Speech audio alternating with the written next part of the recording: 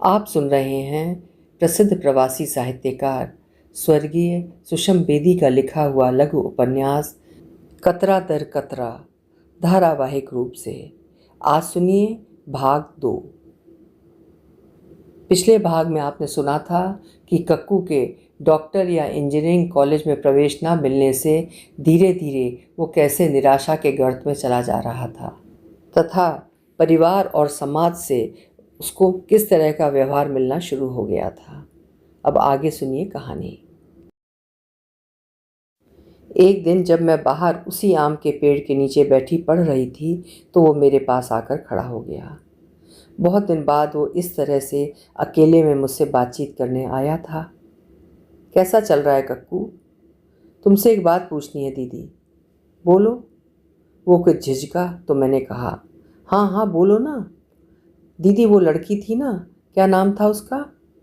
कौन सी लड़की? वही वही जो बचपन में मेरी सहेली थी। कौन सहेली? तेरी कोई? वही जिसके बारे में तुम लोग मुझे छेड़ा करते थे। तू गुड्डी की बात कर रहा है? हाँ उसी की बात कर रहा हूँ। वो कहाँ है आजकल? मुझे तो नहीं मालूम वो लोग कहाँ होंगे आजकल, लेकिन वो तो बड़ी पुरानी बात है। तुझे उसका कहाँ से ध्यान आ गया? मुझे उससे मिलना है। मैं सहसा चौंकी। ये कक्कू कैसी बात कर रहा है? एक सुदूर बचपन की छेड़छाड़? ये क्या सच में सीरियसली बात कर रहा है या कि मजाक? लेकिन कक्कू का चेहरा एकदम गंभीर था। उसने दोबारा कहा, दीदी मेरा उससे मिलना ज़रूरी है। मुझे उससे कोई ज़रूरी बात करनी है। क्या बात करनी है? एक बात है, ज़रूरी बात है, उसी से कहनी है। वो दोहरा रहा था। ये बात इतनी हवाई सी थी कि मेरे पास इसका कोई जवाब था ही नहीं। कक्कू की जानने की जिद ने मुझे चिढ़ा सा दिया। मुझे तो कुछ मालूम नहीं कि वो लोग कहाँ पोस्टेड हैं, लेकिन उस लड़की को तो कुछ भी याद नहीं होगा। वो तो मुश्किल से तब 2-3 बरस की रही होगी। यूँ भी वो तो मजाक की बात थी, उसका तो कुछ मतलब भी नहीं था। तुम लोगों के लिए ना हो, मेरे लिए तो था।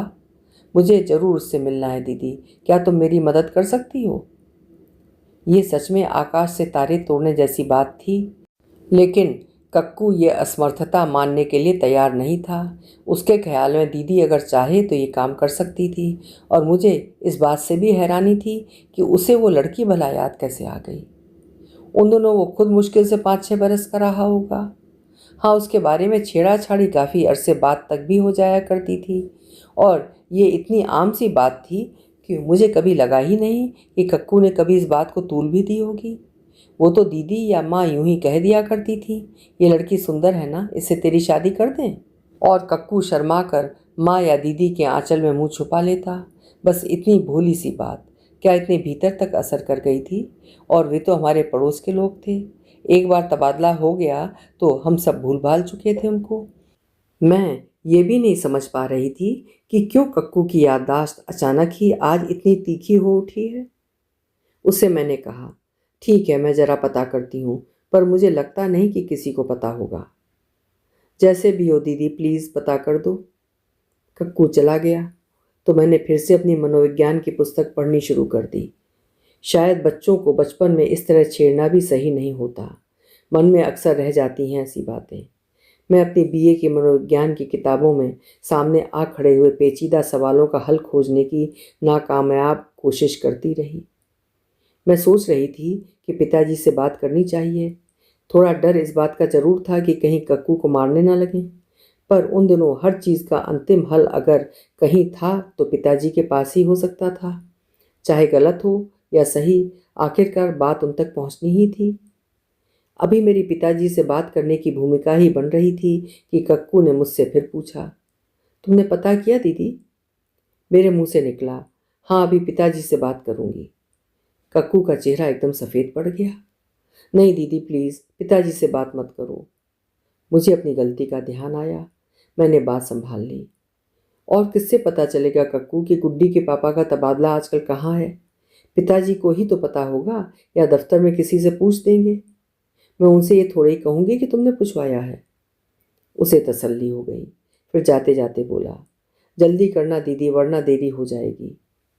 मैं हक्की बक्की सी खड़ी रह गई। इसे जल्दी किस बात की है?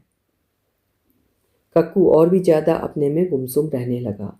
घर में होता तो अपने कमरे में पड़ा रहता, वरना दिन भर बाहर जाने कहाँ मारा मारा फिरता।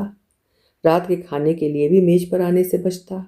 अगर किसी तरह मेरे या माँ के बुलाने से आ भी जाता तो बिना किसी से आंख मिलाए चुपचाप खाकर उठ जाता। बल्कि जब तक वो मेज पर रहता अजीब तनाव सा बना रहता। माँ को मैं अक्सर उसके चेहरे पर खामोश टकटकी लगाए पाती। कुछ अजीब अपारदर्शी सा भाव होता उसके चेहरे पर। पता नहीं कि वे कक्कू के भीतर चल रही किसी उथल पुथल को पकड़ने की कोशिश में होती या कि कोई और ही उलझन थी उनकी आंखों में। कक्कू एक तरह से सबके हाथों से बाहर हो रहा था। उसके मेज से उठते ही पिताजी माँ से कहते, इसका कुछ करो ना, ऐसे कैसे चलेगा।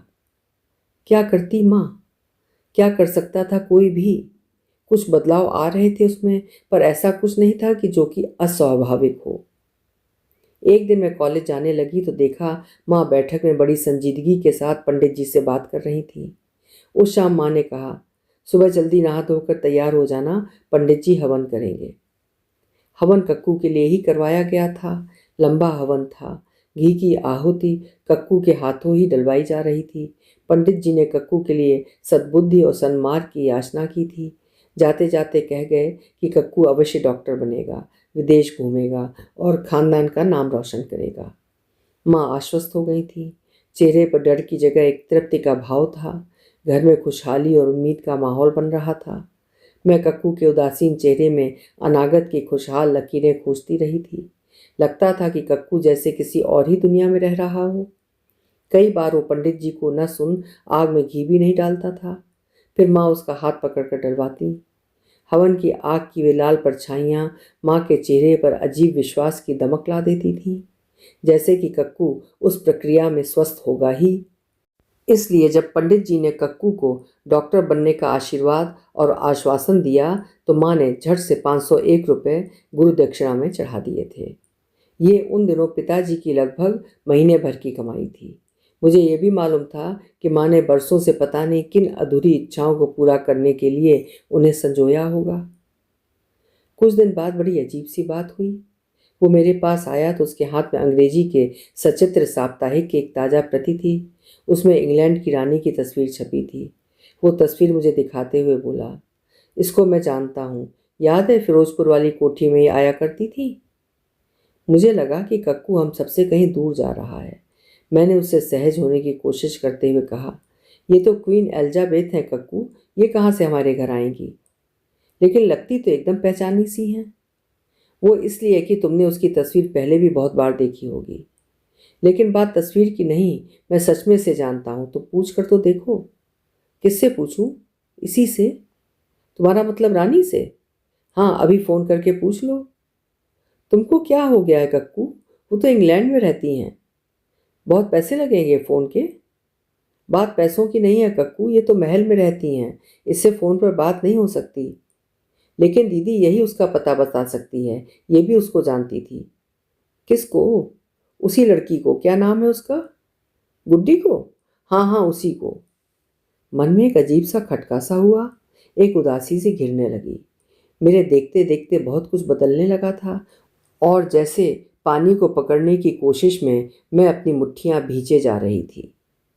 मुझे ये भी समझ ही नहीं आ रहा था कि मैं कक्कू के सवालों से किस तरह से पेश आऊं। मुझे साफ दिख रहा था कि वो यथार्थ और कल्पना के बीच फर्क नहीं कर पा रहा है। लेकिन मुझसे पहली बार कोई इस तरह से बात कर रहा था, और वो भी मेरा सगा भाई, जिस पर मैं अपनी दहशत भी जाहिर नहीं होने देना चाहती थी, जिसको अब मैं मजाक में भी पागल नहीं कहना चाहती थी। कक्कू मेरे पास से चला गया तो किसी अवश्यंभावी के अंदेशे और घबराहट से मेरी रुलाई छूट गई। बात जितनी दूर जा चुकी थी उसे अब पिताजी से छुपाया नहीं जा सकता था। अब उनको हर हालत में और हर बात बताना लाजमी हो गया था। मेरी बात सुनते ही पिताजी एकदम सकते में आ गए। उनके चेहरे की पठानों जैसी तपी हुई गोराई और लालिमा किन्हीं काली छायाओं में बदलने लगी। वे मुझसे ज़्यादा समझ रहे थे।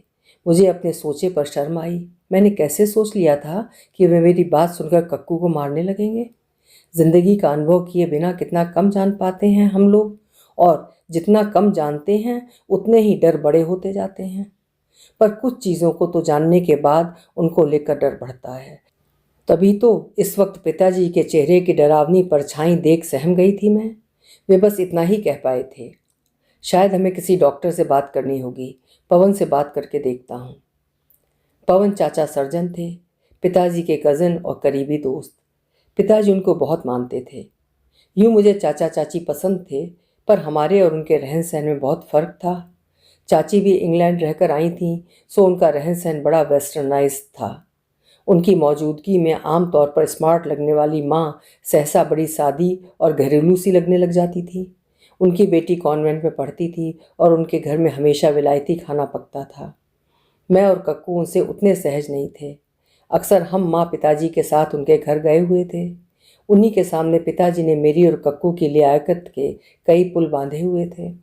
शायद वे उन्हें दिखाना चाहते थे कि मैं तो तुम्हारी तरह सर्जन होने की ऊंचाई तक तो नहीं पहुंच सका, पर मेरे बच्चे जरूर पहुंचेंगे। कितनी थोथी सुन पड़ रही होंगी पिताजी को अपनी ये सच होने को तड़पती भविष्यवाणियां। अब जबकि उन्हीं चाचा से उनको कक्कू के बारे में सलाह करनी पड़ेगी। चाचा ने अपने अस्पताल के साइकेट्रिक डिपार्टमेंट में किसी डॉक्टर से बात की थी और पिताजी से कहा था कि कक्कू को वहाँ दिखाना होगा। लेकिन कक्कू को अस्पताल ले जाने के लिए कौन मनाता? पिताजी ने मुझसे कहा कि मैं कक्कू से किसी तरह बात करके उसे मनाऊं। कक्कू अभी भी मुझसे गुड्डी का पता किए जाने की बातें कर रहा था। मैंने उसे हल्की सी डांट लगाकर कह दिया, तू आजकल इतनी अजीब अजीब सी बातें करने लगा है कि पवन चाचा कहते हैं कि तुझे किसी साइकेट्रिस्ट से मिलना चाहिए। क्या मतलब, मैं पागल हो गया हूँ? अरे पागल होने की बात कौन कहता है, लेकिन साइकेट्रिस्ट तो मनोवैज्ञानिक होता है। उससे मिलकर तू अपनी बहुत सी बातों के बारे में पूछ सकता है। ये भी पूछ सकता है कि तेरा कॉलेज जाने का मन क्यों नहीं करता, या तेरा पढ़ाई में मन क्यों नहीं लगता। वो तो सिर्फ तेरी मदद ही करेगा, कोई घबराने की बात तो नहीं। उसे मेरी बात किसी तरह जच गई। आजकल यूँ भी वो घर भर में मुझी पर भरोसा करता था, या उसे लगता था कि एक मैं ही हूँ उसकी जो बात समझती हूँ। पिताजी से बात करने में उसे डर लगता था और माँ के चेहरे की अभेद्य चुप्पी को भेदना उसके बस की बात नहीं थी। माँ की खामोश आंखों की आतुर टकटकी उसे और भी दूर छिटका देती थी। उसे लगता था कि वे उसकी बात समझने के काबिल ही नहीं थी। उनकी दुनिया ही कोई और थी। सच में उसने जो बातें मुझसे की थीं अगर माँ से कह डालता तो माँ शायद रोज चिल्लाकर आसमान सर पर उठा लेती। हो सकता है माँ को मैं गलत समझ रही हूँ, लेकिन हम में से किसी ने माँ को कुछ बताया ही नहीं था और उन्हें कक्कू की हालत की गंभीरता का इस वक्त बिल्कुल अंदाज़ा नहीं था, जबकि जाने बिना भी जब तक वे उसकी बात कर रो उठती थी। शायद इसीलिए कक्कू उनसे घबराता था। माँ के अतिशय प्यार का भीनापन चिपचिपाहट भी तो पैदा कर सकता है। इसी से शायद कक्कू को उस घर में मैं सबसे ज़्यादा विश्वसनीय लगती होंगी। चाचा अपनी गाड़ी लेकर आए थे। कक्कू को पिताजी ने इस तरह बैठाया मानो तफरीही के लिए ले जा रहे हों। इससे पहले जब कभी भी हम चाचा की गाड़ी में बैठे तो कुछ ऐसा ही मौका होता था। पिताजी के पास गाड़ी कभी नहीं हुई थी। हम इतने ज़्यादा भाई बहन थे कि उनकी कमाई से हमारी पूरी सूरी परवरिश से ज़्यादा मुनासिब नहीं था। फिर भी वे कभी कभी चाचा की पुरानी गाड़ी मांग कर हमें सैर करवा दिया करते थे। पर आज तो चाचा अपनी नई वाली अमरीकी गाड़ी लेकर आए हुए थे। कक्कू कुछ और न सोचकर गाड़ी की सवारी से उत्साहित हो रहा था। उस वक्त मुझे मन में ऐसा भास हो रहा था जैसे कि मैं कक्कू से छल कर रही हूँ, जैसे कि मैं उसको दवा का नाम देकर जहर दे रही हूँ, जबकि ऐसी कोई बात थी नहीं। आखिर चाचा अपने पेशे में नाम रखते थे। उनकी सलाह में हमें किसी तरह के भी शक की गुंजाइश नहीं थी। फिर उन्होंने ये भी तो कह दिया था कि फिक्र की कोई बात नहीं होनी चाहिए, तब भी मन कहीं खटके से बेजार नहीं हो पाता था। यूँ अंशु को जब अस्पताल ले जा रही थी तो खटका और भी ज़्यादा था। तब तो उसके बचने की ही उम्मीद बहुत कम लग रही थी। पहली मंजिल की खिड़की से गिरकर बचने की उम्मीद कहाँ रहती होगी। फिर वो भी 2 साल का बच्चा। कैसे पलकों की एक झपक भर में घट गया था सब कुछ। किसी की उम्र भर का लेखा जोखा, और जिसकी पूरी जिम्मेवारी सिर्फ मेरी ही थी, किसी और की नहीं। किसी दूसरे पर दोष मढ़ने की गुंजाइश तक नहीं। इसे अपनी नादानी कहूँ, बेवकूफ़ी कहूँ, या फिर बदकिस्मती। क्या इतनी आसानी से इतने थोड़े से पलों में किसी का सब कुछ लुट सकता है? सोचकर विश्वास नहीं होता। पर जो घट जाता है उस पर विश्वास करने न करने का सवाल उठाना भी कितना भद्दा और बेमतलब लगने लगता है। सिर्फ एक खोखली प्रतिक्रिया, एक लाइलाज दर्द। वो एक पल की बेहोशी। अगर मालूम होता कि ये हश्र ले आएगी तो मैं उम्र भर की नींद त्याग देती। आखिर अब त्यागी ही है। कहाँ सो पाई हूँ तब से एक दिन भी बेखटका होकर। सिर्फ वो पल भी अगर मुझे बरी रखता, बेनींदा छोड़ देता, तो ज़िंदगी का नक्शा कितना फ़र्क होता। मेरा नटखट अंशु अभी वैसे ही अटखेलियाँ कर रहा होता। उसकी नटखट आंखों में वही पहचान होती जो हम दोनों के रिश्तों की नींव में सीमेंट चढ़ी ईंटों की तरह मजबूती से जम चुकी थी। वो मेरे पुकारने पर किलकारता और मैं उसके चीखने चिल्लाने पर जब आंखें तरेड़ती तो मुझे ललकारता सा और चिल्लाता। वे सारे खेल किसी अनजान डर से सहम कर अचानक बुझ गए। अभी भी मैं बार बार अपनी आवाज़ सुनती हूँ जो हर तरह से बेअसर साबित होती है। ना तब कुछ असर हुआ, ना अब कभी होने की गुंजाइश है। लेकिन तब मैं उसे शैतानी करने से रोकती थी और अब इंतज़ार करती हूँ कि कब वो फिर से अपनी शरारतों का हुजूम इकट्ठा कर दे कि मैं उसके शोर में अपने आप को खो दूँ। मेरे कान हर पल उसकी चिल्लाहटों का इंतज़ार करते रहते हैं। मेरी आंखें हर पल उसकी नज़रों में चंचलता, शोखी, यहाँ तक कि हैवानियत देखने को तैयार तरस जाती हैं। कितना अजीब लगता है जो किसी का इतना पहचाना रूप हो वो पल भर में इतना बदल जाए कि उसकी पुरानी छवि का कहीं नामो निशान तक ना मिले। जबकि आँखों को उसे देखने की इतनी आदत हो जाने के बाद हर नए बदलाव का आदी होने में कितनी तकलीफ़ होती है। तब बार बार बस एक हुक सी उठती है कि काश वो पहले वाला रूप देखा ही ना होता। साथ ही कभी ये भी लगने लगता है कि अच्छा हुआ कि कुछ तो देख लिया, कम से कम मीठी सी याददाश्त तो है। उजाड़ देखकर बाहर की याद दिलाने वाली बात का कुछ तो महत्व होगा ही। शायद मन को ये सोचकर भला लगता है कि हमेशा ऐसा नहीं था, और इससे ये उम्मीद भी बन जाती है कि हमेशा ऐसा रहेगा भी नहीं, कि कुछ शायद सुधार होगा ही। इसी उम्मीद को कसकर पकड़े मैं सब कुछ झेलती रही, तब भी और अब भी। घर पहुंचा था कक्कू कई घंटों के बाद। चेहरे पर का सारा रंग सोख कर जैसे किसी ने मुर्दे का नकाब पहना दिया हो। आंखें सूनी सी शून्य को ताकती हुई, एक भावहीन बेजान आतंक से जमा चेहरा। उसने मेरी तरफ देखते हुए भी जैसे देखा नहीं था। वो जैसे कहीं देख ही नहीं रहा था। उन आंखों का सिर्फ वहाँ होना था, बिना किसी मकसद के। पिताजी के चेहरे पर परेशानी, उद्विग्नता और एक अनकही पीड़ा की कितनी ही छापें। वे भी किसी से आंख नहीं मिला पा रहे थे। जैसे कि काम चाहे उनसे पूछकर किया गया था, फिर भी उनकी मर्जी के खिलाफ था, और अब वे किसी को दोष देने लायक नहीं बचे थे। चाचा गाड़ी से उतरे नहीं, इंजन तक बंद नहीं किया, क्लच दबाया और पिताजी से ये कहते हुए कि घबराना मत, सब ठीक हो जाएगा, गाड़ी को फर्राटे से उड़ाकर ले गए। मैं बरामदे से ही अवाक खड़ी देख रही थी। माँ अंदर रसोई में थी। अंदेशे से रुकती रुकती गति से जब तक मैं पिताजी तक पहुंची, कक्कू मुझे अनदेखा कर अपने कमरे की ओर बढ़ चुका था। मैंने धीरे से पिताजी से पूछा, क्या कहा डॉक्टर ने? इलेक्ट्रिक शॉक दिया है। कहने लगा कि आज ही से इलाज शुरू हो जाना चाहिए, देरी करने से हालत बिगड़ सकती है। तो ओहो, क्या क्या कुछ? उसका चेहरा बड़ा चुप चुप सा लगा, बात भी नहीं की मुझसे। हाँ, तब से ही चुप है। मैं ज़रा बात करूँ उससे पिताजी? मैं उसके कमरे में गई तो बिस्तर पर लेटा हुआ था। क्या बात है cuckoo? It was very painful, सोने दो मुझे। कुछ दिन बाद कक्कू एक सुबह उठा तो लगा उसके चेहरे पर खालीपन नहीं था, एक शांत मुस्कान थी, एक नयापन सा था उसके चेहरे पर। आज फिल्म देखने चलें कक्कू? देवानंद की नई फिल्म लगी है।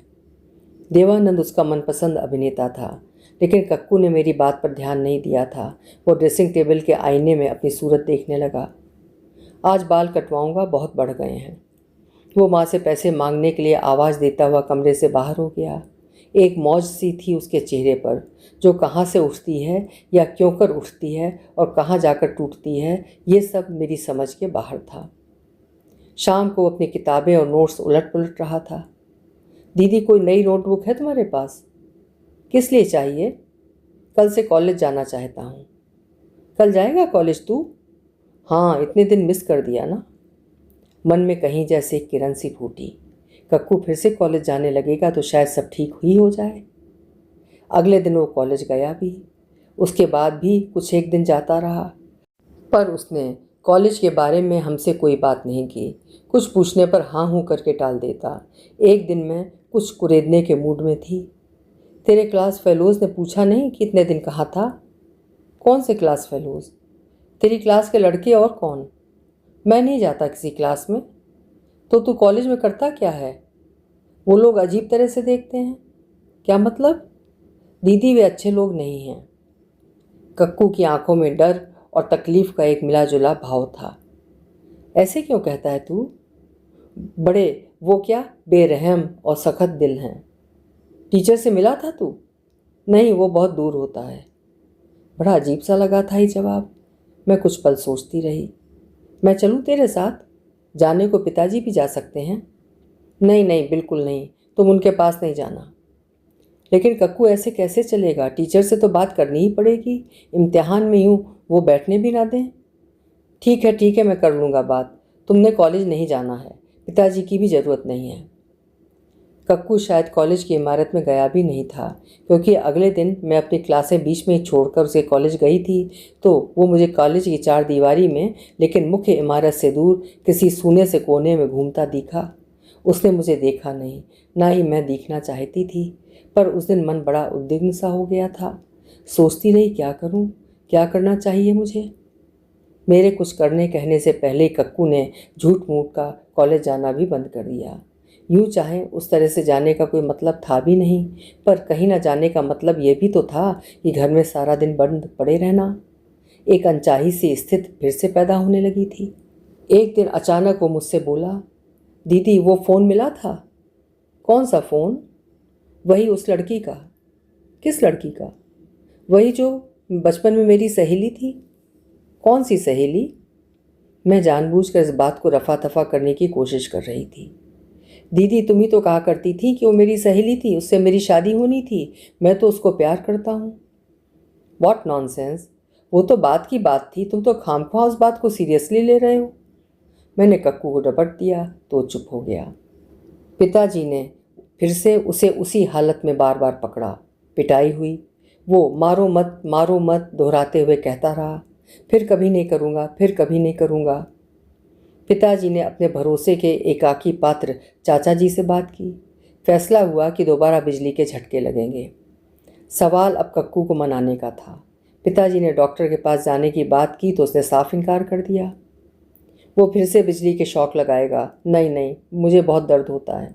इस बीच भैया छुट्टी पर आए तो किसी तरह मना कर कक्कू को साइकिट्रिस्ट के पास फिर ले जाया गया। बिजली के झटके दोबारा लगे।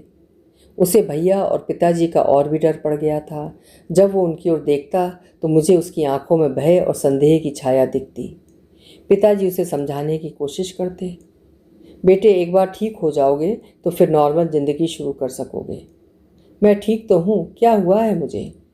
डॉक्टर कहता है कि अगले हफ्ते फिर जाना होगा उसके पास। डॉक्टर को कुछ नहीं मालूम, इतनी ज़ोर से शॉक लगाता है, मैं नहीं जाऊँगा उसके पास। जाना तो पड़ेगा ही कक्कू, और इलाज भी क्या है? मंगलवार की अपॉइंटमेंट ले रहा हूँ, तब तक तेरे रघु भैया भी यहीं हैं। पिताजी ने अपना फैसला सुना दिया था।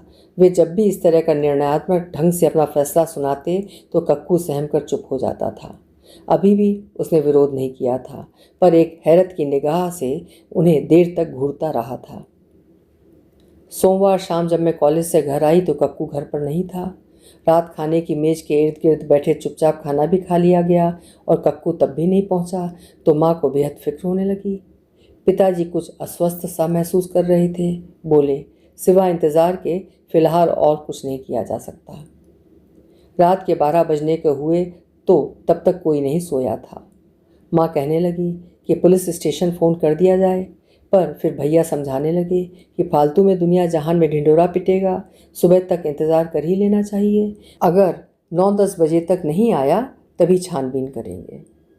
उस रात कोई भी ठीक से सोया नहीं था। बार बार किसी न किसी के उठकर बाथरूम जाने की आवाज़ आ जाती थी। मुझे सिर्फ एक डर था, कक्कू कहीं कुछ अपनी हानि न कर बैठे।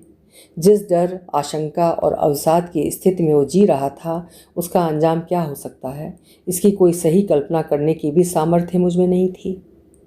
ठहरे हुए आंसू की बूंद सी उस सुबह को माँ जब अपने रक्त से आप्लावित करने को तैयार ही थीं, ये फ़ोन बजा।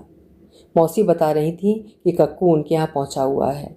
यूँ मौसी के यहाँ हम में से किसी का भी आना जाना बड़ी आम सी बात थी, फिर भी कक्कू के इस तरह अचानक आने से हैरानी तो मौसी को भी हुई थी, पर उन्होंने इसको कोई तूल नहीं दी। सुबह जब कक्कू ने ही घर पर किसी से ना कहने का जिक्र किया तो मौसी को लगा कि सब फिक्र ना कर रहे हों, इसी से फ़ोन कर दिया। माँ को अब चैन था और पिताजी को गुस्सा। वे उसे डॉक्टर के पास ले जाने के लिए छुट्टी लेकर बैठे हुए थे। मौसी से बोले कि कक्कू को कहें कि जल्दी घर आ जाए, पर कक्कू ने ना तो फ़ोन पर बात की और ना ही वो वापस घर आने को तैयार था। मौसी से कहता रहा, उनसे कुछ मत कहो, वो मुझे ले जाएंगे।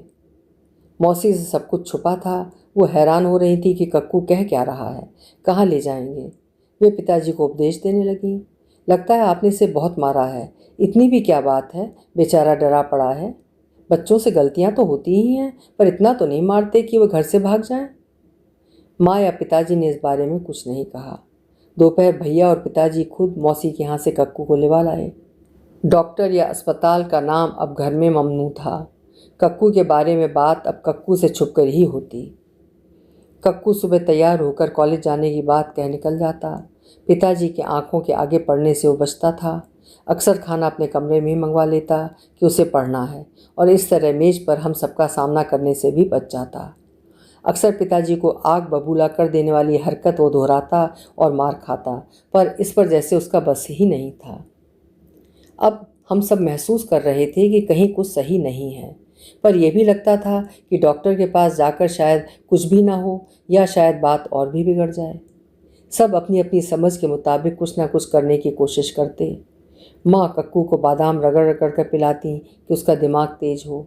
पिताजी का जी उचाट हो जाता तो चाचा से मिलने चले जाते कि वही कुछ रास्ता दिखलाएं, पर वे अस्पताल भेजने के अलावा और कोई सुझाव नहीं दे पाते थे। पिताजी की तबीयत ढीली ढीली सी रहने लगी थी। उन पर हर समय कक्कू की फिक्र सवार रहती।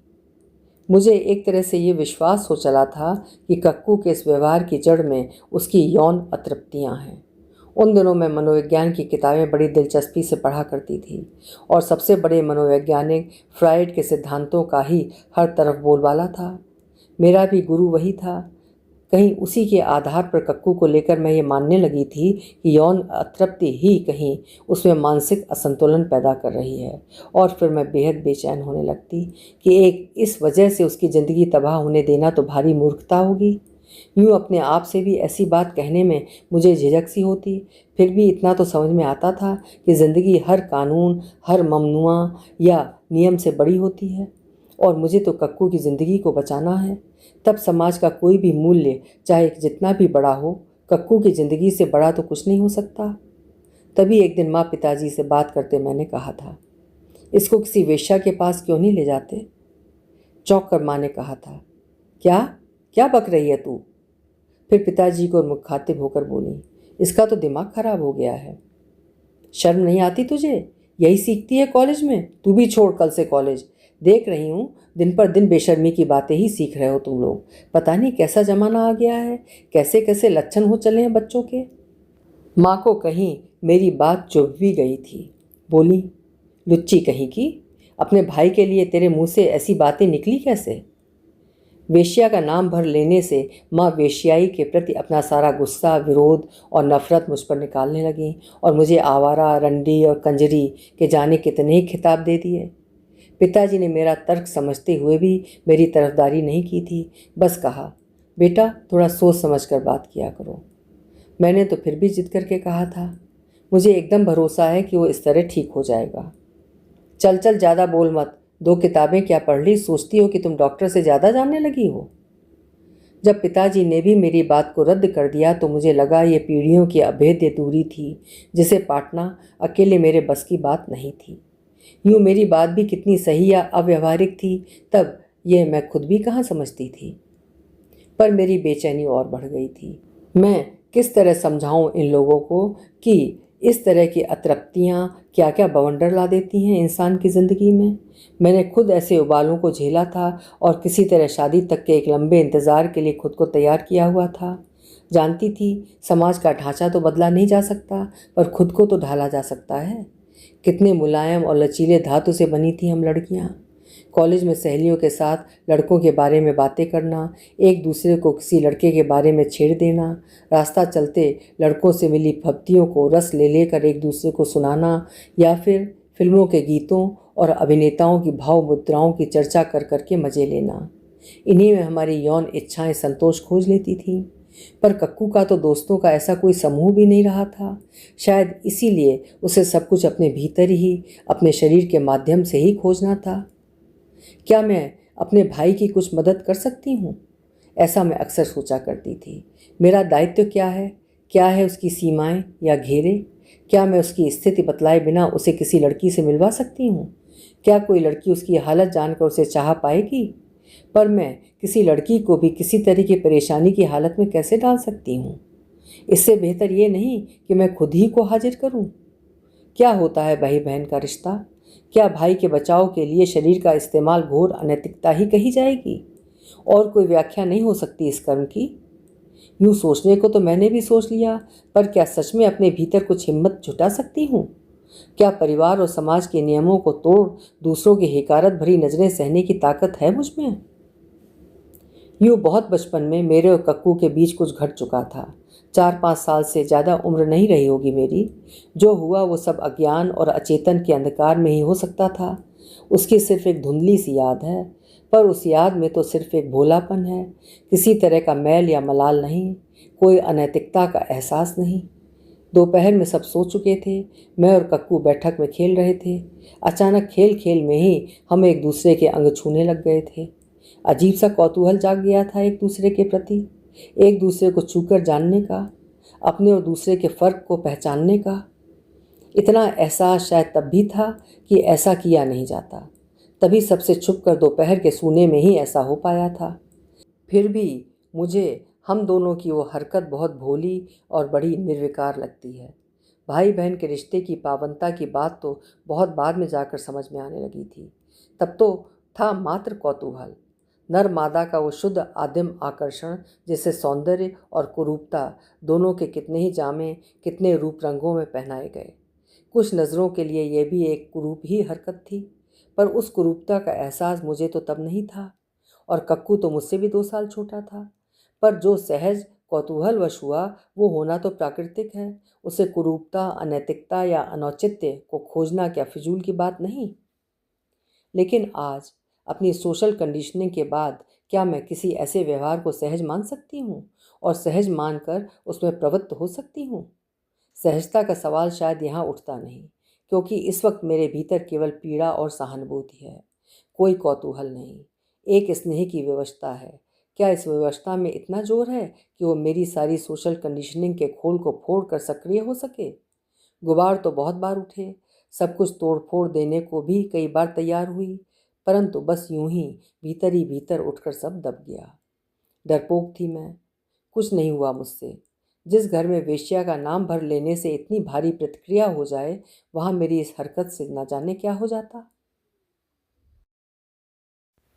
अभी आप सुन रहे थे असामान्य मनोवैज्ञानिक व्यवहार पर आधारित सुषम बेदी जी का उपन्यास कतरा दर कतरा का भाग 2। उपन्यास की कहानी जारी रहेगी अगले भाग 3 में।